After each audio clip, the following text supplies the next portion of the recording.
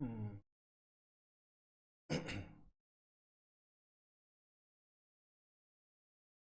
Hello everyone, very good evening to all. स्वागत है आप सभी का अड्डा 247 के ऑफिशियल यूट्यूब चैनल पर। मैं संजय मिश्रा आपका स्वागत करता हूं एक बार फिर से।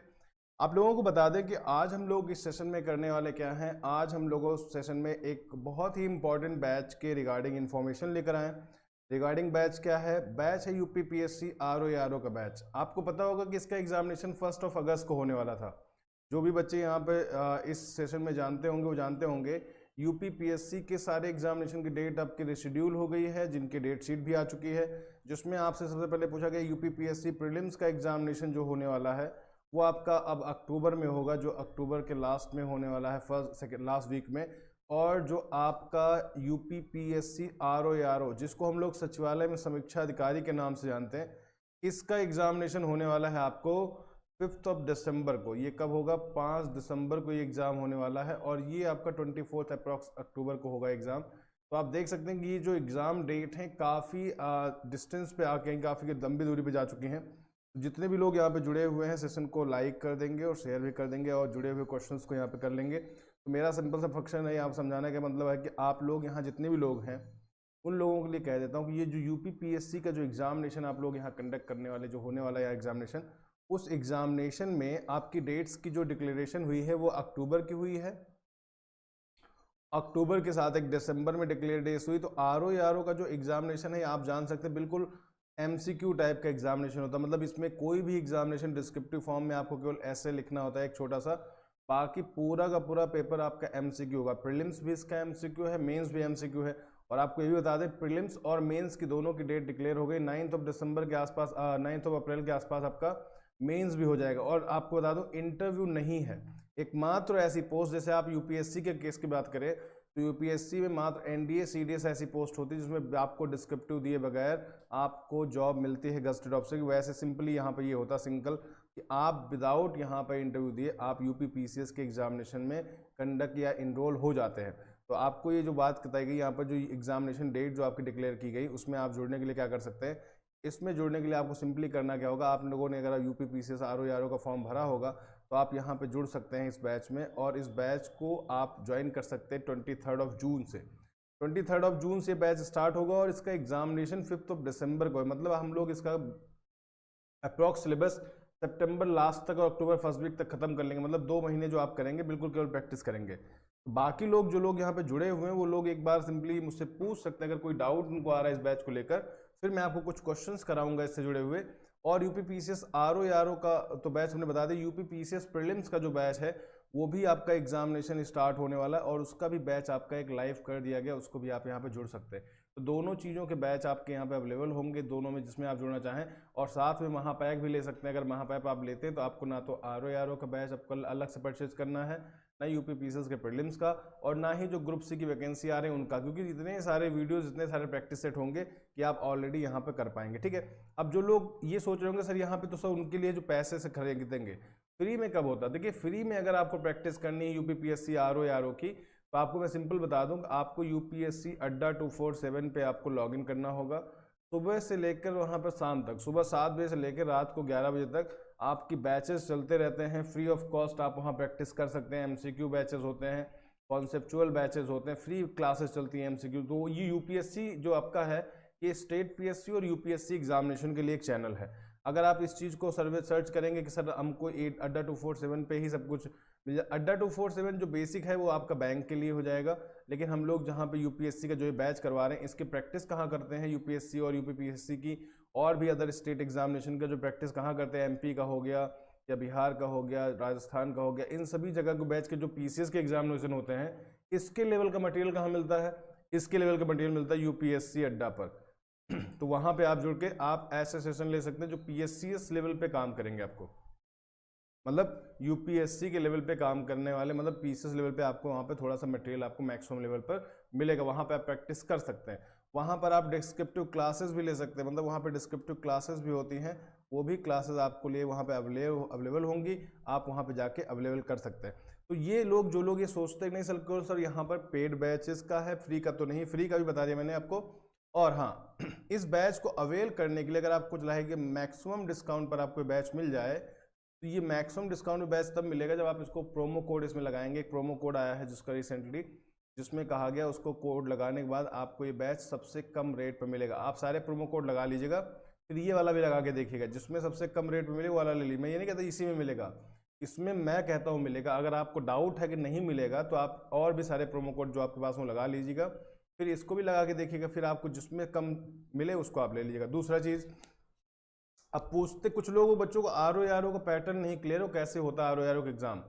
देखो आरओ का एग्जामिनेशन जो होता है, यहाँ पे अगर हम बताएं आपको, आरओ के एग्जामिनेशन में होता क्या है कि आपका 2 पेपर प्रीलिम्स में होगा, एक जीएस का होगा और एक हिंदी का होगा। हिंदी का सेकेंड मीटिंग में होगा।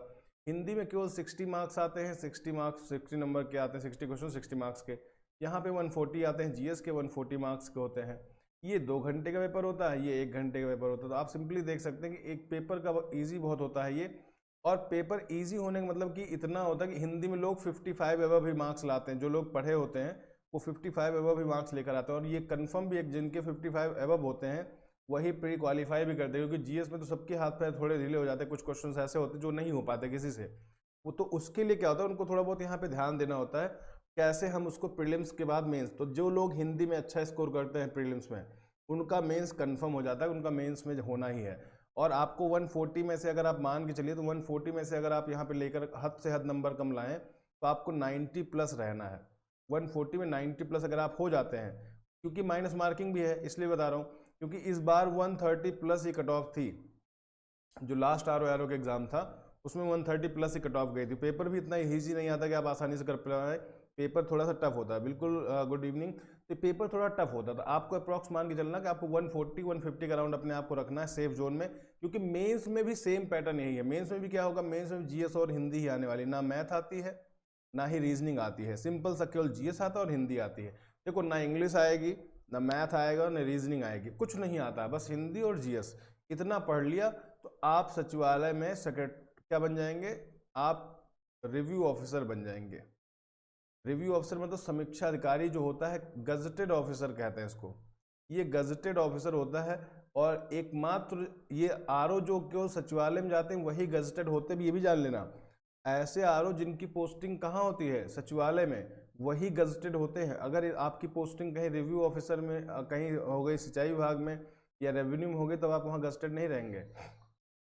तो आरओ बनने पे आप गजटेड ऑफिसर हो जाते हैं। और सिंपल सबसे बड़ी बात कि आप मंत्रालय में रहते हैं उत्तर प्रदेश के, और आप हमेशा कहाँ रहेंगे, राज्य की राजधानी लखनऊ में रहेंगे। तो ये आपकी एक सबसे बड़ी बात होती है कि आपको जीवन भर भटकना नहीं पड़ेगा अपना बैग लेकर। जैसे सेंट्रल सेक्रेटरीट में लोग जिंदगी भर दिल्ली में रहते हैं, वैसे आप स्टेट सेक्रेटरीट में अगर आपका पोजीशन होती है तो आप डिफरेंट मंत्रालयों में रहेंगे, लेकिन आप जहाँ रहेंगे वहाँ एक लोकेशन पे ही रहेंगे, आपका होगा। ठीक है। हाँ, यूपी पीसीएस के प्रीलिम से बिल्कुल डिफरेंट होता है, लेकिन इसका एग्जामिनेशन यूपी पीएससी ही करवाती है। इसका एग्जामिनेशन यूपी पीएससी ही करवाएगी, लेकिन इसमें पैटर्न जो होता है वो अलग होता है। पैटर्न क्या होता है, देखो यूपी पीसीएस में क्या होता है, यूपी पीसीएस में आपका जीएस का पेपर होता है प्रीलिम्स में, और दूसरा सीसैट होता है। ठीक। लेकिन आरओ में क्या होता है, आरओ का अगर बात करें तो आरओ में क्या होता है, जीएस होता है, और फिर यहाँ पे क्या होता है, हिंदी होती है। और इसका मेंस भी ऑब्जेक्टिव होता है, प्री भी ऑब्जेक्टिव होता है। किसका, आरओ का। लेकिन इसका प्री ऑब्जेक्टिव होगा यूपी पीसीएस का, और मेंस इसका सब्जेक्टिव होगा।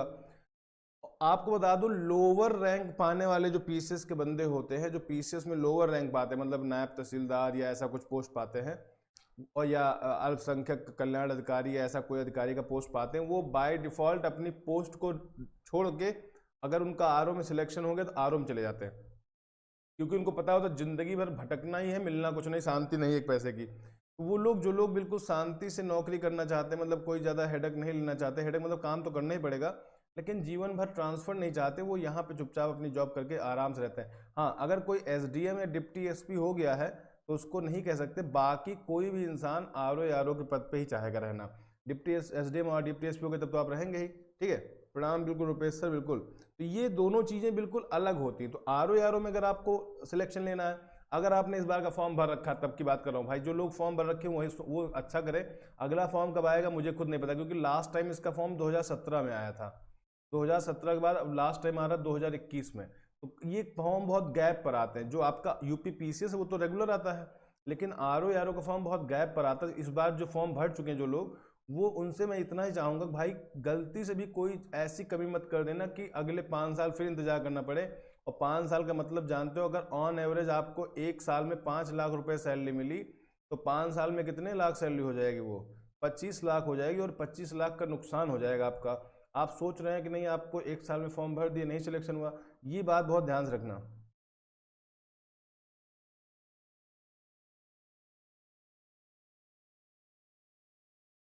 देखिए, ये ऑफलाइन नहीं अभी हैं आपके यहाँ पर, जो ये कोर्सेज चलेंगे आपके ऑनलाइन चलेंगे डियर, तो ये ऑनलाइन रहेंगे अगर आपको ऑनलाइन यहाँ पे पढ़ना है। और मैं उन लोगों को भी कहता हूँ जो लोग कोर्स कर चुके हैं, क्योंकि RO के हम लोग 2 बैच कंप्लीट कर चुके हैं, 2 बैच हमारे यहाँ पे निकल चुके हैं RO के, जो पढ़ चुके हैं अपने RO को, वो प्रैक्टिस करेंगे। उन लोगों के लिए हमने एक अपना चैनल हमारा है जो PCS और UPSC के लिए डेडिकेटेड है, वो UPSC अड्डा 247, क्या होगा, UPSC अड्डा 247 है चैनल वो, जिस पर आप जा सकते हैं। यहाँ पर क्या होगा, UPSC अड्डा 247, यहाँ पर आप उनसे जुड़ सकते हैं। और यहाँ पे जुड़ के आप क्या कर सकते हैं, यहाँ पे जुड़ के आप बिल्कुल, ये आपका यहाँ पर प्रैक्टिस सेशन चलता रहता है, तो यहाँ आप आके प्रैक्टिस भी कर सकते हैं। ये इसलिए आपको बता दें क्योंकि अलग अलग वर्टिकल्स हैं। SSC वाले चैनल पे SSC के बच्चे पढ़ते हैं, UPSC वाले पे UPSC वाले बच्चे पढ़ेंगे, बैंक वाले पे बैंक के बच्चे पढ़ेंगे, टीचर्स पे टीचर्स के बच्चे पढ़ेंगे, डिफेंस पे डिफेंस के बच्चे पढ़ेंगे। अगर आप UPSC स्टेट PSC के बच्चे हैं तो आप कहाँ पढ़ेंगे, UPSC अड्डा 247। सबका एक मदर ब्रांच है अड्डा 247, लेकिन आगे जिस एग्जाम की आप तैयारी करते हैं वो लिख लीजिए, आप पहुँच जाएंगे वहाँ पर। क्लियर है इतना? आई होप सो इतनी बातें आपको बहुत अच्छे से क्लियर हो गई होंगी। आपको तैयारी करना अगर RO की, तो GS का बैच आप, और GS और हिंदी का बैच ये चलेगा, दोनों मिला के कंबाइन, तो आप लोग यहाँ ज्वाइन कर सकते हैं। अगर हाँ, मिनिमम प्राइस पे कैसे ज्वाइन होगा, तो आप यहाँ पे लिखेंगे Y257, ये मिनिमम प्राइस पे आपको यहाँ पर मिल जाएगा। दूसरा और बताते हैं, चलो कुछ क्वेश्चन कर लेते हैं, लगे हाथ 2-3 क्वेश्चन आप बता दीजिए मुझे आंसर। आप लोग क्वेश्चन करने के अगर मूड में हो तो बताओ, अकबर का शासनकाल के दौरान भाषा कौन सी थी? ऐसे कुछ क्वेश्चन वहाँ पे आ जाते हैं RO में। 2-4 क्वेश्चन आपको दिखा देता हूँ नमूने के तौर पर।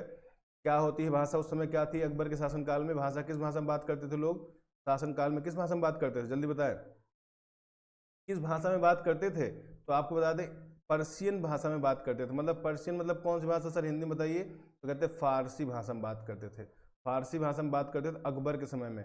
तो RO में कुछ ऐसे ही क्वेश्चन आते हैं, मतलब PCS से थोड़ा सा, यूपी के PCS का जो होता है उससे थोड़ा GS लो लेवल का होता है, मतलब उसका GS थोड़ा सा लो लेवल होगा, PCS का अलग होता है। RO का जो लेवल होगा थोड़ा सा कम होगा, थोड़ा सा मतलब थोड़ा कम होगा, ज़्यादा नहीं, थोड़ा सा कम होगा। बाकी एग्जामिनेशन बहुत ही सटीक होता है, नो इंटरव्यू, मतलब इसमें कोई पोस्ट में इंटरव्यू नहीं कि आप इंटरव्यू में छट गए, आपके दोनों पेपर अच्छे हो गए रिटर्न के, आप सेलेक्टेड हैं, नो इंटरव्यू। यहाँ पर तो बहुत स्टेज, यहाँ पे प्री है, यहाँ मेंस है, फिर इंटरव्यू है, और यहाँ पे केवल प्री और मेंस है, वो भी दोनों क्या हैं, दोनों चीज ऑब्जेक्टिव टाइप के पेपर आएंगे। मतलब दोनों में क्या होगा, MCQ होगा, आप देख के आंसर लगाने वाली उसमें लिस्ट में रहेंगे। उर्दू नहीं थी, फारसी भाषा थी यहाँ पर। नेक्स्ट पर आते हैं अगले क्वेश्चन पर। अगला क्वेश्चन कहते हैं यहाँ पर क्या है, वल्लभाचार्य ने किस दार्शनिक प्रणाली की स्थापना की थी? ये क्वेश्चन पूछा गया। जो वल्लभाचार्य थे, कहते दार्शनिक थे, ये किस तरह की दार्शनिक प्रणाली लगते थे, मतलब कौन सी फिलोसफिकल सिस्टम को बिलोंग करते थे? तो ये क्वेश्चन पूछ लिया जाएगा। तो ऐसे जो आपके सिस्टम होते हैं, तो हम लोग बताते हैं ना किस सिस्टम का क्या मतलब होता है। जैसे कभी कभी पूछ लेते हैं विश्वत्ववाद का मतलब क्या होता है, या शुद्ध अद्वैत का मतलब क्या होता है, या अनेक अद्वैतवाद का मतलब क्या होता है, अनेकांतवाद का मतलब क्या होता है। ये सारी चीजें आपसे कभी कभी घुमा घुमा के पूछ ली जाती हैं, तो ये भी चीजें आती है। तो इसमें पूछा गया किसके थे, तो वल्लभाचार्य किस दार्शनिक प्रणाली के संस्थापना की थी? तो आप लोग यहाँ पे कमेंट कर सकते हैं। तो इन सभी क्वेश्चंस को ध्यान में रखते हुए हम लोगों ने इसका RO का और UP PCS दोनों के बैच स्टार्ट किए हैं। आप लोग यहाँ पर इस बैच को जुड़ के इस तरह के क्वेश्चंस को सॉल्व करने की प्रैक्टिस पा सकते हैं। चलिए अभी बात करते हैं आगे। तो ये कौन से शुद्ध अद्वैत के क्या थे, फिलोसफिकल सेक्ट के बने हुए थे, शुद्ध अद्वैत के। दूसरा क्वेश्चन से पूछ लिया गया यहाँ पर कि फतेहपुर सीकरी इबादत खाना किसने बनवाया था? ऐसे क्वेश्चन आपके हिस्ट्री के आएंगे। हाँ, अब आपको एक और चीज बता दें, अगर आप UP PCS या UPSC के किसी भी एग्जाम से तैयारी कर रहे हैं, या UPSC देने का आप कभी भविष्य में सोच रहे हैं, या MP PSC देने का भविष्य में कभी सोच रहे हैं, या BPSC देने का कभी सोच रहे हैं, तो आप लोगों के लिए एक चैनल डेडिकेट कर दिया गया है यहाँ पर, जिसका नाम है UPSC अड्डा 247, जहाँ पे आप जाकर पूरी इस चीज़ की तैयारी है, इसी तरह के मैटर आप आ सकते हैं। जैसे बैंक के चैनल पे बैंक का मटेरियल, तो यहाँ पर ये सारा मटेरियल आपको अवेलेबल होता रहेगा। गुड इवनिंग सभी लोगों को। तो जो लोग यहाँ पे जुड़े, तो इस तरह की चीज़ें आप ध्यान से देखते रहें कि कौन सी चीज़ कहाँ पे है। मतलब कि आपको अगर यूपीएससी इस तरह के मैटर्स के बारे में, इस तरह के इस लेवल का कंटेंट चाहिए तो आप इस चैनल पे आएंगे। अगर आपको यूपी का स्टेट लेवल का चैनल चाहिए, मतलब यूपी स्टेट लेवल, मतलब जैसे आपकी लेखपाल, एसआई, ये सब चाहिए तो यूपी अड्डा बना हुआ है। इस तरह के अलग अलग हम लोग साउथ के चैनल भी बना रखे हैं, अलग अलग हर स्टेट के चैनल यहाँ पर बने हुए हैं। तो अगर पब्लिक सर्विस कमीशन की तैयारी कर रहे हैं, पब्लिक सर्विस कमीशन का एक ही चैनल है, वो है यूपीएससी अड्डा 247। आप यहाँ पर विजिट करके आप सारी चीज़ें पा सकते हैं, ठीक है। नेक्स्ट ये क्वेश्चन पूछा गया, बताओ कहाँ बनवाया था, किसने बनवाया था?